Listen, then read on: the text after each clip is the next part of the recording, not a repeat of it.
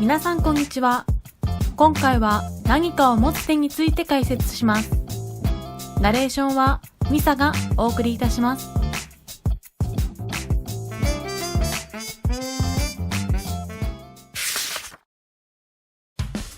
今回は前回の動画の手の描き方の続きの内容になっているので、まだ見ていない人は前回の動画から見ることをお勧めします。前回は主に手の当たりの描き方や手の特徴について解説しました。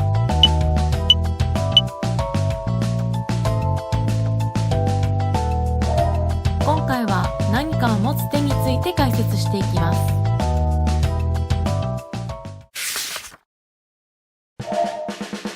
まず手の可動域について解説します。何かを持つということは必然的に指を使うことになります。変な手つきにならないように指の可動域を把握することが大切です。手は付け根から折り曲がるわけではありません。手の関節は手のひらの部分から曲がります。手の甲からはこんな動きになります。4本の指はすべて同じ動きをします。親指の動きは主に内側への動きしかありません。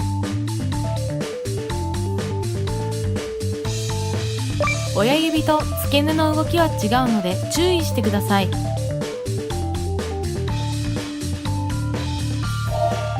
次は手の関節について解説します。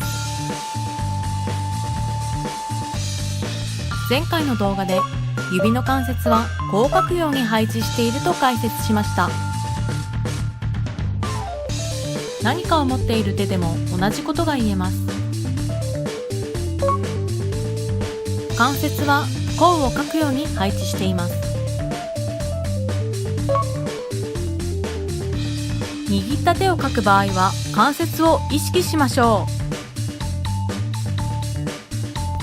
う。関節をはっきり描くことで握っている手の印象になります。手は自然体では中指が一番長いですが、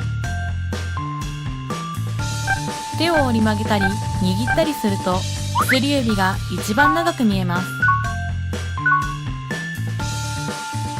これは指の付け根の位置と可動域の差でできる影響です。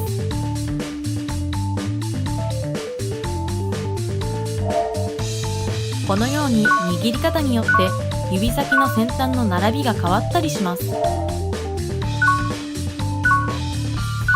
描くときは手をよく観察するようにしましょう。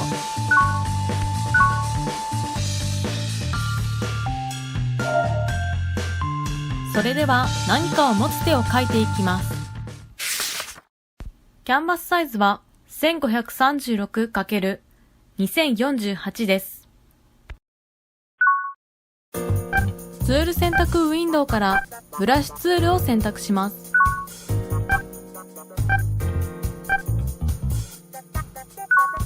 ペンハードで当たりを描いていきます。まずはあらかじめ描いておいた物体を置きます。角度のある手は立体的に捉えていきます。このように直方体に置き換えるといいです。指のある位置は分かりやすく丸で示しておきます。物体で見えない部分まで描くと親指の位置が正確に描けます。中指、薬指、小指の3本の指は一つの塊として考えます。人差し指は別で描いていきます。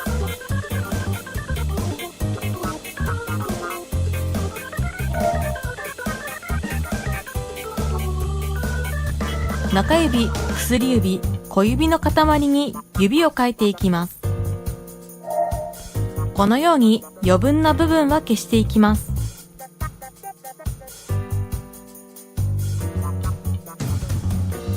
この時に指の付け根の関節部分の凹凸をつけていきます。手首も描きます。レイヤー不透明度を下げます。新規レイヤーの追加からレイヤーを1枚追加します。ラフではペンフェードを使います。ラフでの指の関節の部分は明確にしていきます。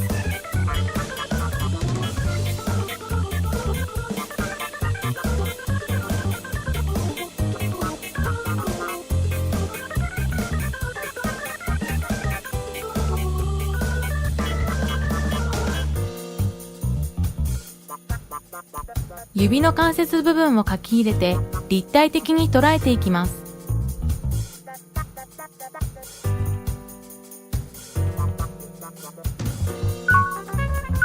線画は鉛筆グラファイトを使います。ただ直線的に引くのではなく、若干反った線を意識して描きます。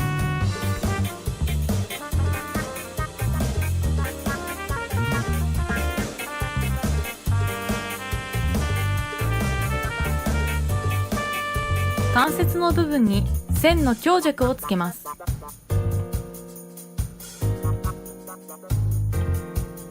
爪の線にも強弱をつけていきます。